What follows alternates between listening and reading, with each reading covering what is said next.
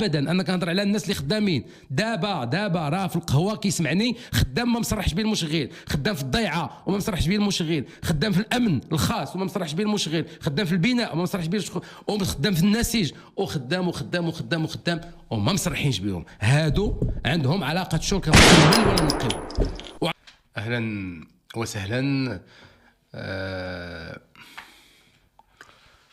حنا كنا تنحلموا باش يكونوا جميع الاشخاص اللي كيشتغلوا بعقد شغل، سواء هذا العقد مكتوب او غير مكتوب، عنده علاقه شغل يعني اجير كينتمي للقطاع التجاري او الصناعي او الحرفي او الفلاحي، يعني اللي كينظموا مدونه الشغل، انه يكون مصرح بالصندوق الوطني للتامين الاجتماعي. وجات تعميم الحمايه الاجتماعيه اللي هي اللي غادي نهضر عليها ان شاء الله غدا، لا تعميم الحمايه الاجتماعيه.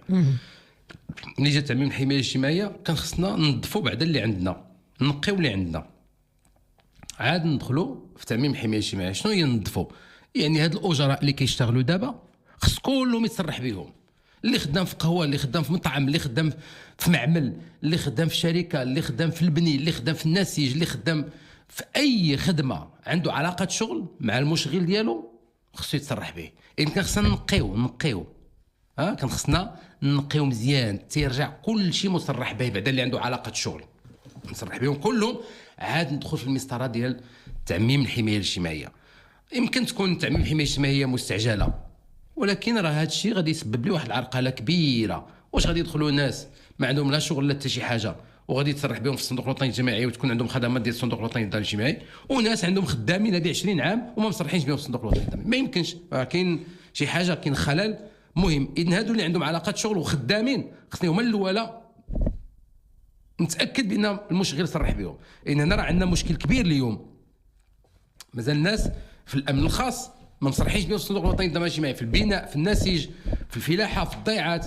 المنطقه ديال اكادير فيها بزاف ديال الضيعات الناس ما مصرحينش بهم ومكرفسين. الحراس اللي كيكونوا في العمارات يعني اللي خدامين مع وكيل اتحاد الملاك، الحراس ديال الضيعات الخاصه ديال الافراد،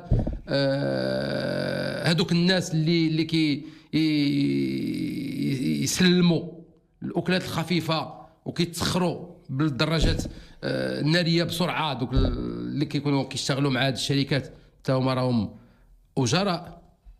كانت الطبيعه العلاقه ديالهم علاقه مشغل واجير كتعتبروا اجراء ثم تصريح بهم. اذا بزاف ديال الناس ما مصرحينش بهم، وهذا خلل كبير، وهذا نقطه ضعف كبيره ايضا في تحقيق او عرقله في تحقيق العداله الاجتماعيه.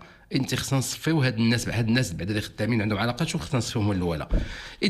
دابا المشكل ما مصفيش. كيفاش نديروا نضغطوا عليهم هاد المشغلين باش يصرحوا؟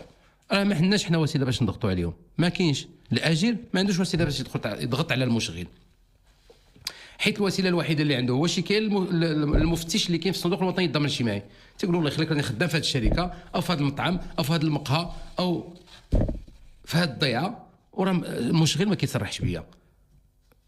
الموارد اللي عند الصندوق الوطني للضمان الاجتماعي ما كتسمحش باش يستجبوا لهاد الشكايات كلهم. غير كان شي حاجه مستعجله، شي حاجه حساسه، شي حاجه مهمه يمكن يخرجوا. من غير هذا الشيء هذا ما كيخرجوش. اذن كيفاش غادي نديروا باش نعالجوا هذا المشكل هذا؟ هنا فين كنتوجه انا خاصه للمحامين،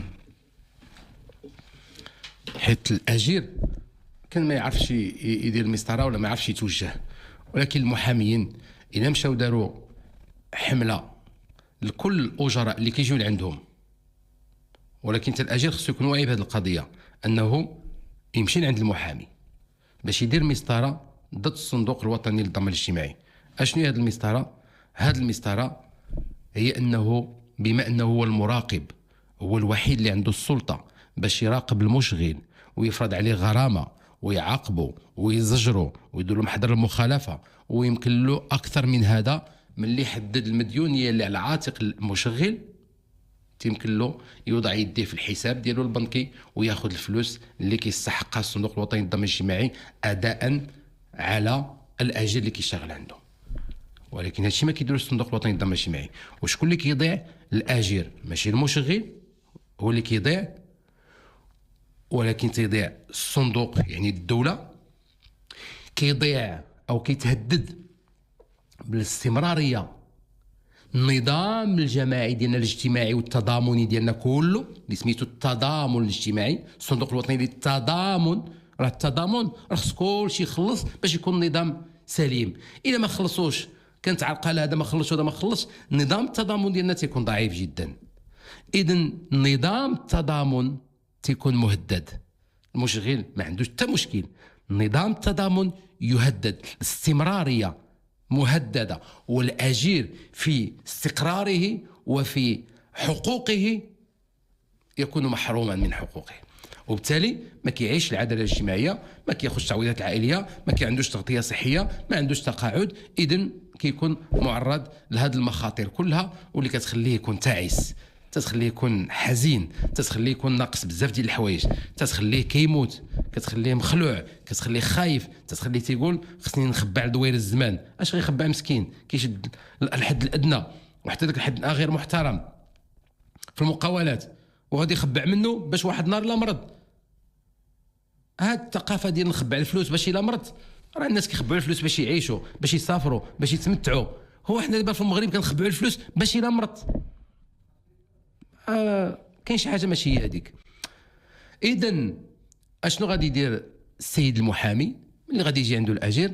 غادي يصيفط واحد النهار الاول، غادي يصيفط شكايه، يقول الصندوق الوطني للضمان الاجتماعي الله يكثر خيرك، واحد النصوص القانونيه خاصه الظاهر ديال 72 تعطيك الحق باش دير المراقبه للمشغل. المشغل راه ما كيصرحش بالموكل ديالي، ودابا راه محروم من الخدمات ديالو، كنطلبوا منك تقوموا بالواجب ديالكم، وعندك واحد الاجل ديال 10 ايام. ما خرجش الصندوق الوطني للضمان الاجتماعي في 10 ايام، المحامي كيصيفط انذار، الله يخليك غادي نعطيك اجل ديال 8 ايام واحده اخرى، الا ما قمتيش بالواجب غادي نتابعك في اطار المسؤوليه التقصيريه. الا ما خرجش بعد 8 ايام كنديروا دعوه ضد الصندوق الوطني للضمان الاجتماعي في اطار المسؤوليه التقصيريه، لانه تسبب بسلوكه هذه، لانه بسهوه بعدم قيامه بالواجب تسبب في ضرر للاجير.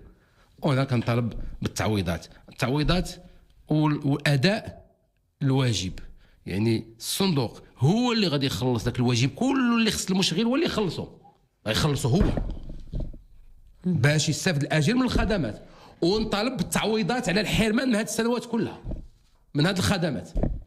وديك الساعات ملي كيتسوى الوضعيه ديال الاجير، عاد الصندوق الوطني للضمان الاجتماعي كيدير مسطره الرجوع ضد المشغل، وتيقولوا ديك الساعات بالسيف عليه الصندوق غادي خصو يدير الواجب ديالو الخدمه ديالو باش يدخل الفلوس، والا الصندوق الوطني للضمان الاجتماعي غادي يدير افلاس، غادي يشد الباب ديالو.